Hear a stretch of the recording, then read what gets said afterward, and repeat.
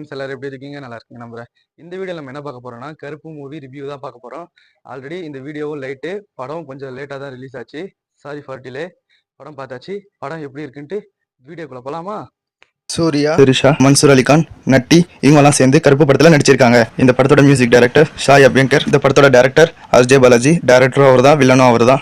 இந்த படத்தோட ஒன்லைன் என்னன்னா, ஸ்பாயில் பண்ண விரும்பல, ஷார்ட்டா முடிச்சுக்கிறேன். ஆல்ரெடி எல்லாரும் ட்ரெய்லர் பார்த்திருப்பீங்க. ட்ரெய்லர்லயே கதை இப்படி தான் இருக்க போகுதுன்னு என்ன கன்வே பண்ணியிருந்தாங்களோ அப்படிதான் எடுத்து வச்சிருக்காங்க. இந்திரன்ஸ் அனகா அப்பா பொண்ணா வராங்க. கேரளால இருந்து சென்னைக்கு வர மாதிரி காமிக்கிறாங்க. வரும்போதே அவர் பேக் திருட்டு போகுது. அதுல இவங்க நகை எடுத்துன்னு வந்திருப்பாங்க. அதுல முக்காவாசி நகை போலீஸ் வந்து ரிகவர் பண்ணிடுறாங்க. ரெக்கவர் பண்ண நகை அவங்களுக்கு கிடைக்கணும்னா கோர்ட்டில் தான் போய் வாங்கணும்னு அந்த ப்ரொசீஜரில் தான் அவங்க 2 பேரும் கோர்ட்டுக்கு போகிறாங்க. இயரிங் மேலே இயரிங் நிறைய நடக்குது. 4 மாதம் மேலே இருக்குது. ஆனால் இவங்க வந்ததே ஒரு முக்கியமான விஷயத்துக்காக. ஆனால் அந்த நகை இவங்களுக்கு ரொம்ப ரொம்ப முக்கியம். ஆனால் அவங்களுக்கு அந்த நகை கிடைக்காம இழுத்துக்கினே போகுதுன்னு ஒரு கட்டத்தில் வெறுத்து போய் கருப்புசாமி கிட்ட மிளகா அரிச்சு வேண்டுறாங்க. வேண்டும் போது கருப்புசாமியே மனித ரூபத்தில் இறங்கி வந்து உதவி பண்ணாரா இல்லையா? கருப்பசாமி இறங்கி வந்ததுக்கு அப்புறமா என்னென்ன சம்பவம் நடக்கிறது தான் கதையே. ஆர்ஜே பாலாஜி இந்த படத்தை எப்படி உருவாக்கியிருக்காருன்னா, அவர் லைஃப்ல நடந்த ஒரு இன்சிடென்ட் தான் இது ஒரு கதையாக எடுத்திருக்காரு. அதுவும் கொஞ்சம் இன்ஸ்பயர் பண்ணி மூக்குத்தி அம்மன் ஃபார்முலாவை கொஞ்சம் யூஸ் பண்ணியிருக்காரு. மூக்குத்தி ஃபார்முலா உங்களுக்கே தெரியும், கடவுளே இறங்கி வந்து உதவி செய்கிற மாதிரி இருக்கும். ஆனால் அதில் மாஸ் எலிமெண்ட்ஸ் எல்லாம் இருக்காது. ஆனால் இதில் சூர்யா இருக்காருன்னு அவங்க சூஸ் பண்ண கருப்பசாமியை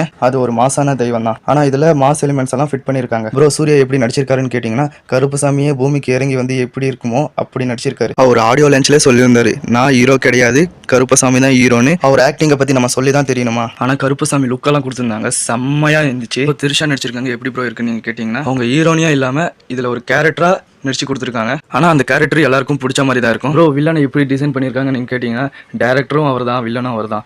ஆனால் வில்லனோட கேரக்டர் இப்படி தான் இருக்கணும்ன்ட்டு செம்மையாக செஞ்சுருக்காரு. இந்த படம் பார்த்ததுக்கப்புறமா லாயர் இப்படி கூட வில்லனாக இருப்பாங்களான்ட்டு நான் யோசிச்சுன்னு இருக்கேன். இவங்கள தவிர இன்னும் மற்ற ஆர்டிஸ்டெல்லாம் நடிச்சிருக்காங்க. அவங்கவுங்களுக்கு கொடுத்த கேரக்டர் நல்லா நடிச்சு கொடுத்துருக்காங்க. Bro first half, second half, interval, climax எல்லாம் எப்படி ப்ரோ இருக்குன்னு நீங்கள் கேட்டிங்கன்னா, ஃபர்ஸ்ட் ஹாஃப் லேகே இல்லை, செகண்ட் ஹாஃபும் லேகே இல்லை. 2 சைடையும் பேலன்ஸ் பண்ண மாதிரி தான் எடுத்துன்னு போயிருக்காங்க. இதில் இம்பார்ட்டண்ட்டு இன்டர்வல் அப்புறம் கிளைமேக்ஸ். இன்டர்வல் டைமில் செம்ம மாசாக இருந்துச்சு. கிளைமேக்ஸு அதை விட டபுளாக இருந்துச்சு. ஃப்ரெண்டு யாருன்னா கடவுள் நம்பிக்கை அதிகமாக இருந்துச்சுன்னா இந்த படத்துக்கு கூட்டின்னு போவாங்க.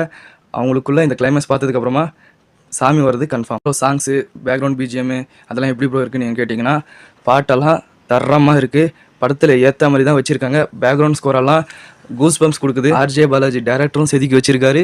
சாய் அபியங்கர் மியூசிக் டைரக்டரும் செதுக்கி வச்சிருக்காரு. சிஜி லைட்டு அதெல்லாம் செம்மையாக இருந்துச்சு. படத்துக்கு ஒரு ப்ளஸ்ஸாக தான் இருக்காது. ப்ரோ ஆக்ஷன் சீக்வன்ஸ் எல்லாம் எப்படி ப்ரோ இருக்குன்னு நீங்கள் கேட்டிங்கன்னா, அதெல்லாம் செதுக்கி வச்சிருக்காங்க. செம்மையாக இருக்குது சொல்லணும்னா. சூர்யாவுக்கு இது கம்பேக் மூவி தான் நான் சத்தியமாக சொல்லணும். சூர்யா ஃபேன்ஸ் உங்களுக்கு செம்மையான லக்கு தான் நான் சொல்லணும். ஏன்னா படம் அந்த மாதிரி செதுக்கி வச்சிருக்காரு டேரக்டர். ப்ரோ ஓவராலாக படம் எப்படி இருக்குன்னு நீங்கள் கேட்டிங்கன்னா, படம் வாட்சபிள் மூவி தான். கண்டிப்பாக நீங்கள் தேட்டரில் போய் பாருங்கள். தயவு செஞ்சு யாரும் மிஸ் பண்ணிடாதீங்க. இந்த மாதிரி படம்லாம் அடல்ட் கண்டென்ட்லாம் எதுவுமே இல்லை. ஃபேமிலி ஆடியன்ஸுக்கும் எடுத்தது தான், ஃபேன்ஸுக்கும் எடுத்தது தான். படம் ஃபேமிலியாகவே பார்க்கலாம். இதில் சர்ப்ரைஸ் இருக்குது, ட்விஸ்ட் இருக்குது, செம்மையாக ஒர்க் அவுட் ஆகிருக்கு. ஓகே ப்ரோ, நீ ஏன் வீடியோ லேட்டாக போடுறேன்னு நீங்கள் கேட்டிங்கன்னா, அதில் ஒரு செம்மையான சிக்கல் ஆயிடுச்சு. 14ஆம் தேதி ரிலீஸ் ஆகும்ன்ட்டு நான் ரொம்ப ஹைப்பில் இருந்தேன். ஓகே பார்த்தலாம், சந்தோஷத்தில் இருந்தேன். பட் என்னாச்சுன்னா படமும் ரிலீஸ் ஆகலை. மனசுக்கும் வருத்தமாக இருந்துச்சு. சரி ஓகே 15ஆம் தேதி போகலான்னு இருந்தால் எனக்கு பர்சனல் ப்ராப்ளம் கொஞ்சம் அதிகமாக இருந்துச்சு. அதெல்லாம் கிளியர் பண்ணிட்டு நைட் ஷோவே புக் பண்ணேன்.